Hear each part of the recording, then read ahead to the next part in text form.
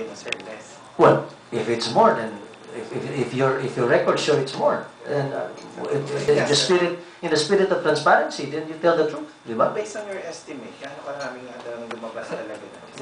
We don't have a clear estimate yet. But you would know, sir, di ba? Kasi at one point, you know. We need an aerial. We need an aerial. That's why we're sending some people up. If you want to go into the details, we will need some people to go up and do an aerial evaluation.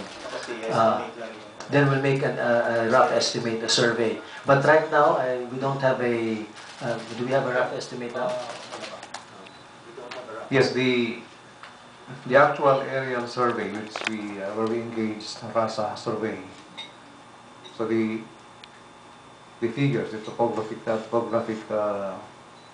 survey will be available by the end of this month.